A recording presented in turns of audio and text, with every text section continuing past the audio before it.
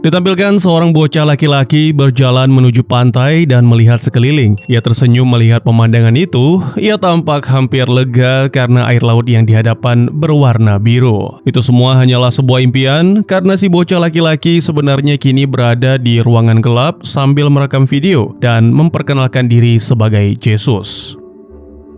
Diketahui bahwa Yesus berusia 8 tahun dan melalui rekaman itu, ia berniat untuk menceritakan tentang kehidupan sehari-hari bersama orang-orang yang kini ia anggap sebagai keluarga. Pertama-tama ada Pablo dan Maria yang nempel terus kayak perangko, yang pastinya keduanya saling mencintai. Selanjutnya ada Lukas dan Mateo, dua sahabat yang begitu kompak dan saling mendukung satu sama lain. Lalu ada Magdalena atau biasa dipanggil Magda, seorang ahli astronomi. Di sampingnya ada Anna yang sudah seperti kakak bagi Yesus. Yesus menceritakan masa kecil mereka yang begitu akrab dan selalu memuji kecantikan Anna. Tapi kini setelah menginjak usia remaja, Anna mulai menjauh.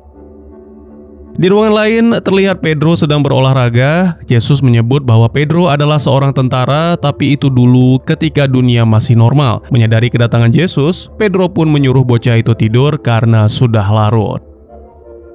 Yesus menuruti tapi tetap sembari melanjutkan cerita. Jadi dulu Pedro pernah menjadi pemimpin tempat itu, tapi kini Maria yang memegang kepemimpinan. Selain itu Yesus juga menceritakan bahwa dulu Pedro dan Maria pernah menjalin kasih, tapi kini ya seperti yang kita ketahui. Keesokan paginya, Magda masuk ke kamar Yesus untuk membangunkan. Sebenarnya Yesus masih ngantuk dan meminta waktu, namun Maria menegaskan bahwa sarapan sudah siap dan kegiatan harian mereka akan segera dimulai. Tak lama kemudian, setelah menyapa semua orang dengan ucapan selamat pagi, Yesus duduk di meja makan. Bocah itu sebenarnya menginginkan telur, tapi sayangnya persediaannya sudah habis. Yesus kemudian mengatakan bahwa dirinya dan Anna akan mengunjungi Judas di bawah. Magda sebenarnya tidak senang dengan rencana itu karena Judas sering bercerita tentang masa lalu. Namun Anna mengatakan bahwa Judas hanyalah seorang pria tua yang sama sekali tidak berbahaya. Lagi pula, menurut Mateo, Yesus dan Anna masih sangat muda, jadi wajar penuh dengan rasa ingin tahu. Yesus kemudian mengeluarkan kamera dan mulai merekam kegiatan sarapan, tapi fokusnya tetap ke Anna, sehingga membuat gadis itu tidak nyaman dan meminta Magda untuk menghentikan Yesus. Kegiatan hari ini dimulai, Yesus kembali ke kamar untuk mengambil perlengkapan belajar, sementara tim pengajar adalah Maria dan Mateo. Maria mengajarkan Yesus matematika, yang mana menurut bocah itu sangat membosankan, sedangkan Mateo mengajarkan Anna pelajaran fisika, meskipun Anna lebih tertarik dengan sejarah tentang perang besar umat manusia di masa lalu. Beberapa waktu kemudian, selesai belajar, Yesus dan Anna menuruni tangga untuk menuju kediaman Judas. Tapi sebelum itu, Yesus mampir di lorong terlarang untuk meletakkan makanan yang disisihkan dari sarapan di depan sebuah ruangan milik bocah penyendiri. Tak lama kemudian, keduanya menemui Judas. Pria tua itu senang melihat Yesus rajin merekam dan mengatakan masih ada banyak kaset yang bisa digunakan. Selain itu, Judas juga memberikan hadiah kepada Anna berupa alat rias. Anna terlihat senang dengan hadiah itu. Lalu mereka pun diperbolehkan menonton film.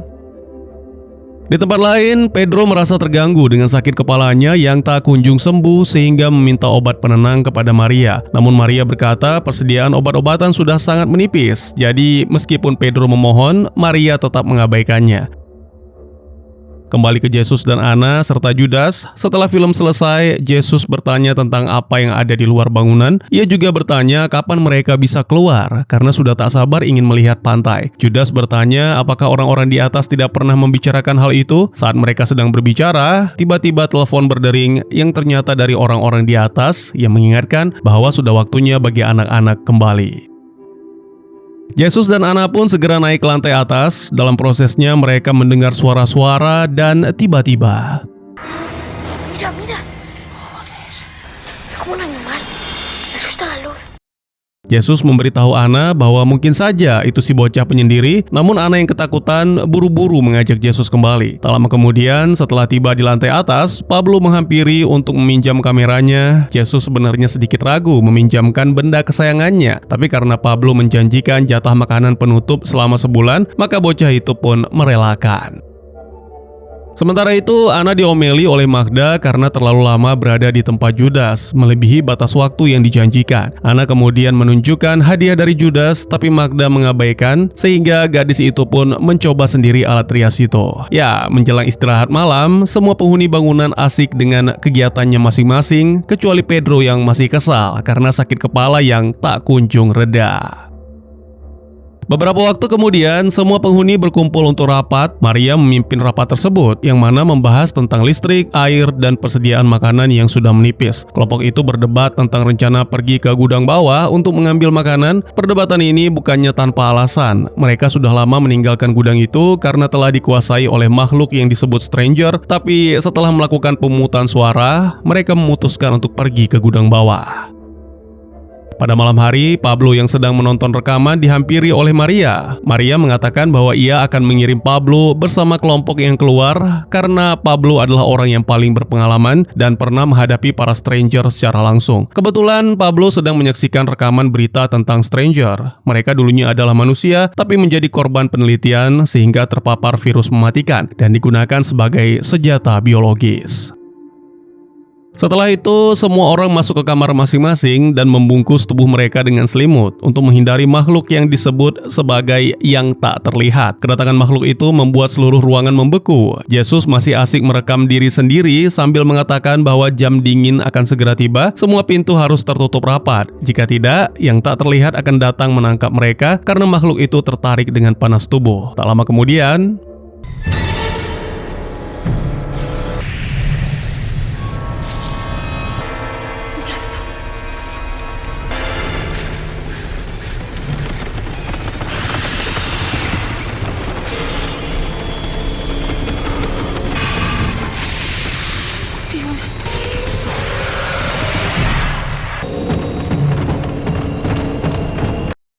keesokan paginya, semua orang keluar dari kamar. Pedro, Pablo, dan Lukas menjadi orang-orang yang pergi dalam ekspedisi tersebut. Setelah mereka berpamitan, ketiganya keluar dari tempat itu. Maria kemudian menghubungi Judas dan mengatakan bahwa mereka sudah mengirim kelompok ekspedisi. Ia juga mengatakan bahwa jika semuanya berjalan baik, kelompok itu akan melewati ruangan Judas saat kembali nanti. Lukas, Pablo, dan Pedro berjalan sambil membawa senjata dan senter. Mereka melewati sebuah terowongan.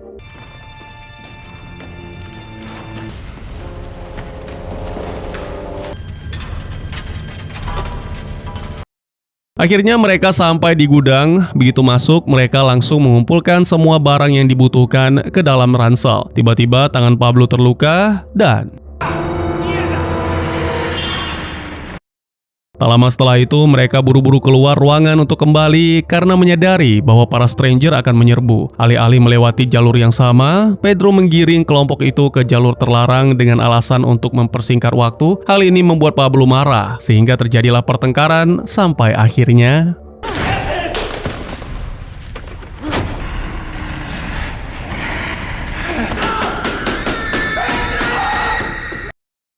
Pedro mengatakan kepada Lukas bahwa Pablo sendiri yang melompat masuk ke ruangan stranger. Lukas mencoba mendobrak masuk, tapi Pedro segera menariknya, lalu keduanya pun berlari menyusuri lorong hingga mencapai ruangan Judas. Beberapa waktu kemudian, Mateo menerima laporan tentang apa yang terjadi. Mereka semua pun berkumpul untuk membicarakan. Pedro lagi-lagi menjelaskan bahwa Pablo sendiri yang melompat ke ruangan stranger, sementara yang lain menganggap tindakan Pedro dan teman-teman sangat ceroboh karena seharusnya mereka tidak melewati area terlarang.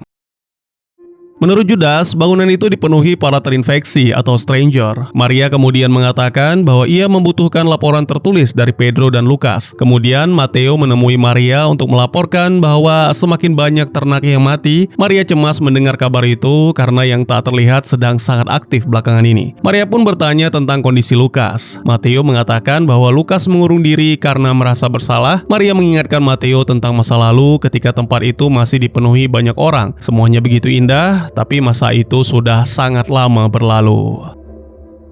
Maria kemudian mengungkapkan ketakutannya suatu hari nanti salah satu generator akan rusak dan mereka semua akan mati. Namun Matteo masih berharap, ia berpikir mungkin masih ada tempat aman dan para penyintas lain di luar sana. Maria mengingatkan Matteo bahwa mereka sudah bertahun-tahun melarikan diri tapi tidak pernah bertemu dengan siapapun yang masih sehat. Mereka selama ini berbohong kepada anak-anak. Menurut Maria sudah tidak ada harapan. Mendengar pernyataan tersebut, Matteo pun mengusulkan sebuah ide, mengajak semuanya untuk mengakhiri segalanya dimulai dari anak-anak. Malam itu yang tak terlihat kembali datang, area tempat tinggal membeku saat sesuatu seperti gas hijau melintas. Sementara itu di dalam kamar, semua penghuni gemetar kedinginan. Yesus merekam pesan dari balik selimut. Ia membicarakan Pablo dan ancaman yang tak terlihat. Sementara itu Ana terbangun dengan tubuh masih terbungkus selimut, lalu membuka pintu kamarnya. Namun pintu itu tiba-tiba tertutup di belakang. Saat Ana berbalik, ia menyadari yang tak terlihat ternyata masih di sana.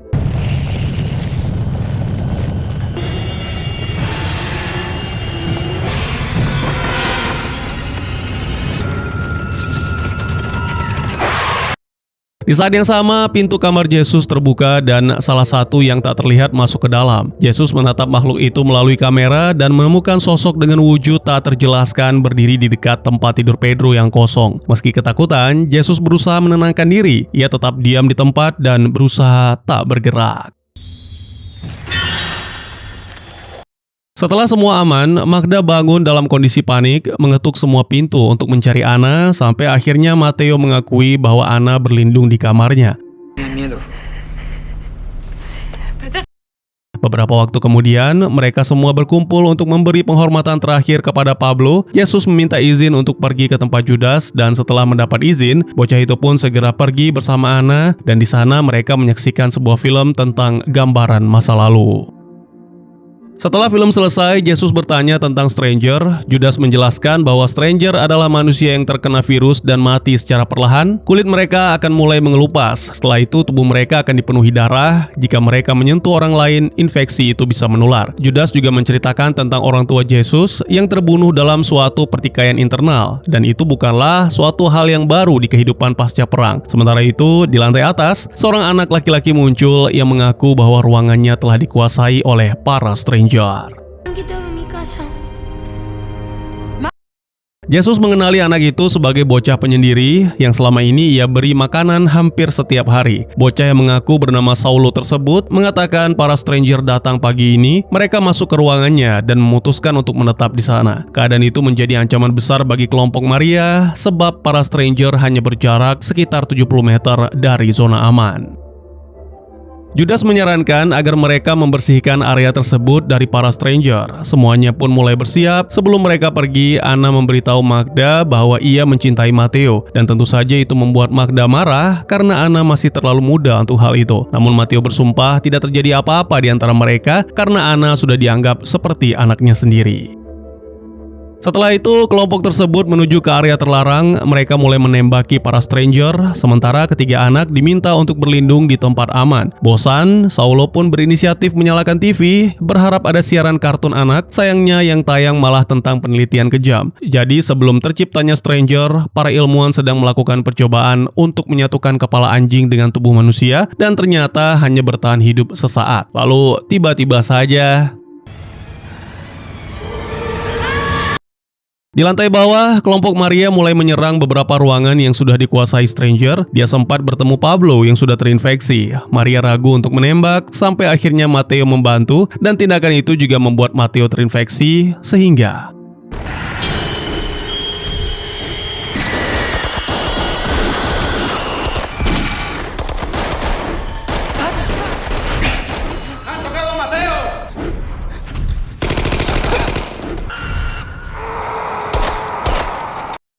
sangat disayangkan, Matteo dan Lukas tewas dalam aksi itu. Di lantai atas, salah seorang stranger terus mengejar anak-anak. Yesus terjatuh saat berusaha kabur, dan sayangnya ketika hendak bangkit, ia tersentuh oleh si stranger.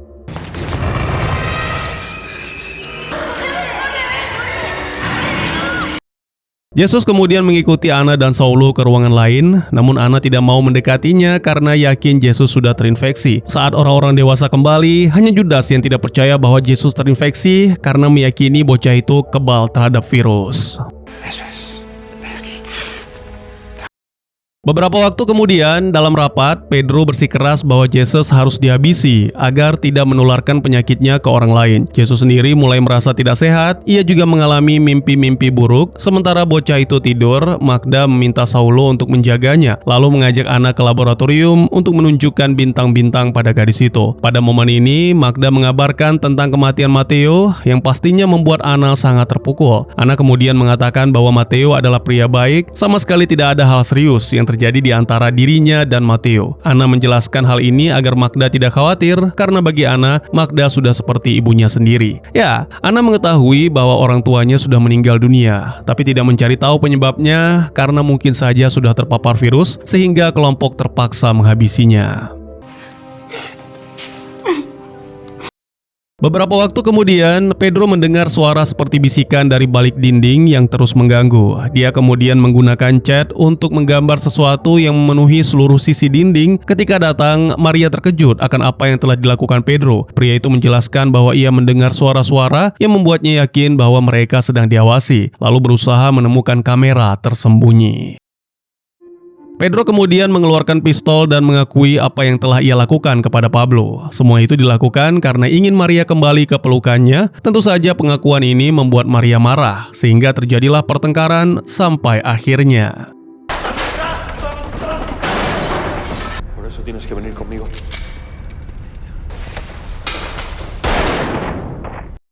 Mendengar suara tembakan, semua pun segera berlari menuju ke ruangan tersebut. Pedro keluar sambil membawa pistol. Di belakang Pedro, Maria mengalami luka tembak di tengah-tengah pertengkaran dan saling ancam. Pedro lagi-lagi melepaskan tembakan, tapi kali ini ke arah Magda.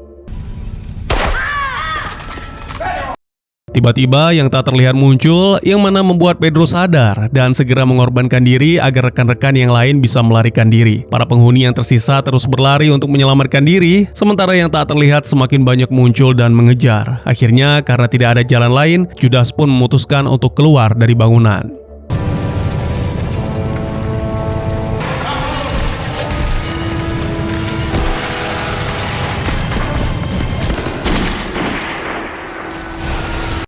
Selamat dari yang tak terlihat, kelompok itu malah dikepung oleh para stranger dari segala arah. Mungkin ini adalah saat-saat terakhir. Maria tewas akibat pendarahan hebat, lalu Judas pun memeluk erat anak-anak untuk menenangkan mereka. Yesus kemudian merekam pesan terakhir, mengatakan bahwa mereka dikepung oleh para stranger. Ia juga mengatakan bahwa para stranger akan mengubah mereka. Kemudian saat mengakhiri pesan itu, Yesus melihat cahaya dari kejauhan berwarna biru, lalu terungkaplah bahwa selama ini mereka ada di sebuah bunker di dalam kubah raksasa di permukaan bulan. Sementara cahaya biru yang dilihat Yesus adalah planet bumi yang kemudian diperlihatkan hancur sampai ke intinya dan dikelilingi puing-puing. Apakah Yesus dan para penyintas akan selamat atau memang inilah akhir dari umat manusia?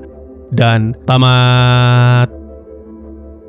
Dengan judul lain The Dark Hour, film asal Spanyol ini menggabungkan cerita pasca apokaliptik, eksperimen biologis, dan perjuangan manusia untuk bertahan hidup di tempat tertutup. Ceritanya berpusat pada Jesus, seorang anak laki-laki yang merekam kehidupan para penyintas di sebuah fasilitas misterius. Sejak awal, Jesus digambarkan sebagai anak yang polos dan penuh rasa ingin tahu. Tetapi dunia yang ditinggali justru penuh ketakutan, kebohongan, dan ancaman kematian. Para penghuni tempat itu hidup dengan aturan ketat karena mereka harus menghadapi dua ancaman besar, yaitu para stranger yang terinfeksi virus dan makhluk misterius yang tak terlihat. Sepanjang cerita, film ini perlahan membuka fakta bahwa tempat yang mereka anggap sebagai perlindungan ternyata menyimpan rahasia yang jauh lebih besar.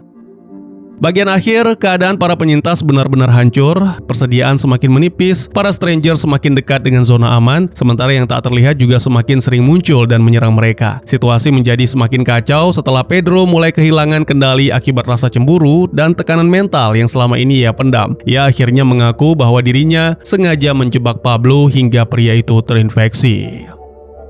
Ketika keadaan sudah tidak terkendali, yang tak terlihat tiba-tiba muncul. Dalam momen itu, Pedro seolah sadar bahwa semua kesalahannya telah menghancurkan kelompok mereka. Ia kemudian memilih menghadapi makhluk-makhluk itu agar penghuni lain bisa melarikan diri. Namun pelarian mereka tidak benar-benar membawa keselamatan. Setelah berhasil keluar dari bangunan dan selamat dari yang tak terlihat, mereka justru dikepung oleh para stranger dari segala arah. Tepat sebelum semuanya berakhir, Jesus melihat cahaya biru dari kejauhan. Cahaya biru menjadi kunci dari twist terbesar film ini. Sepanjang cerita, Jesus selalu memimpikan pantai dan air laut yang berwarna biru, seolah-olah itu adalah simbol dunia luar yang indah dan penuh harapan. Namun di akhir, terungkap bahwa cahaya biru yang ia lihat bukanlah laut, melainkan bumi. Kamera menjauh dan memperlihatkan bahwa selama ini mereka bukan berada di bunker bawah tanah di bumi, melainkan di sebuah kubah raksasa di permukaan bulan.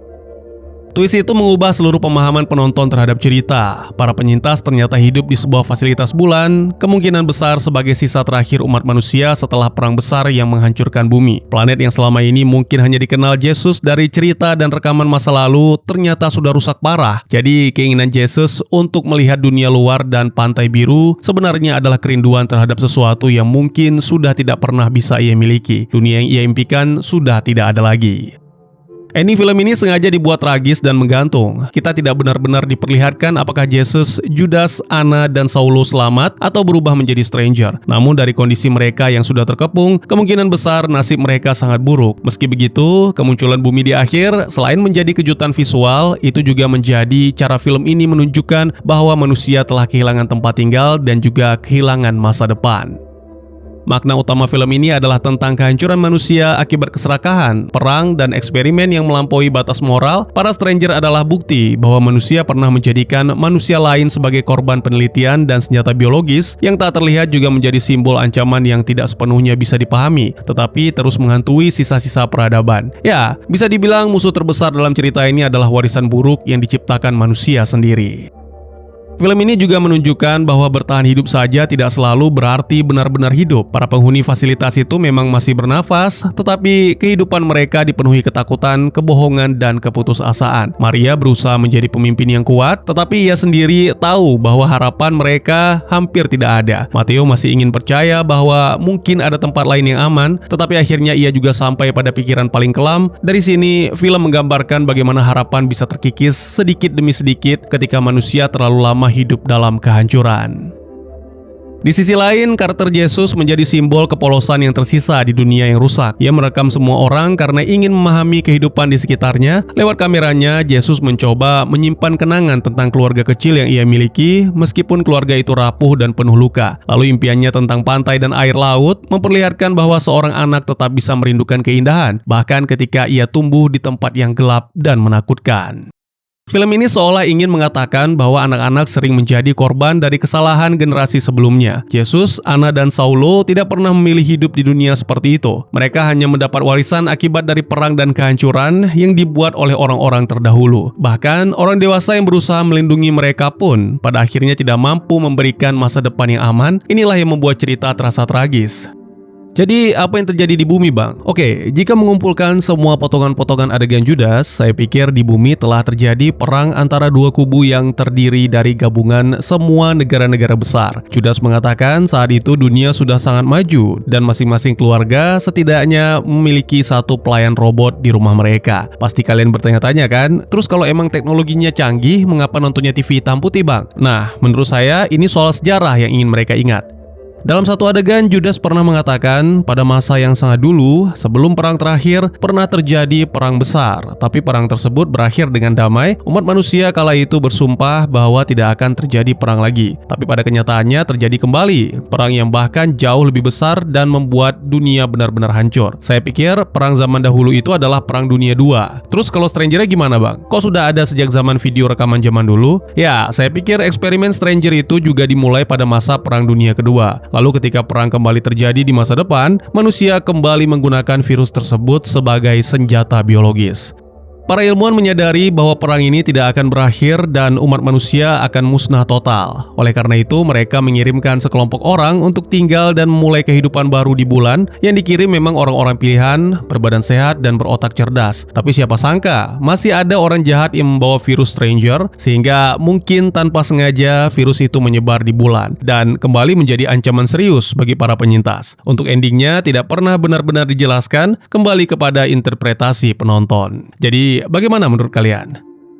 Mungkin segitu saja teman-teman. Terima kasih buat yang sudah menyaksikan. Silahkan memberikan komentar, bertanya, ataupun merequest kira-kira film apa yang menarik untuk dibahas. Bisa lewat kolom komentar, atau buat yang malu-malu bisa via DM ke Instagram saya di @teguhgusto. Insya Allah pasti akan dibaca. Mari kita jadikan kolom komentar sebagai sarana penambah wawasan dan menciptakan jalinan persaudaraan, bukan malah menjadikannya sebagai tempat pemulihan sehingga menciptakan permusuhan. Jangan lupa untuk dukung terus channel ini dengan cara share, like, dan subscribe karena dukungan dari kalian sangat berharga bagi saya demi perkembangan channel ini. Saya Gusto, sampai jumpa di video selanjutnya. Tetap semangat, tetap bersyukur setiap hari. Dadah!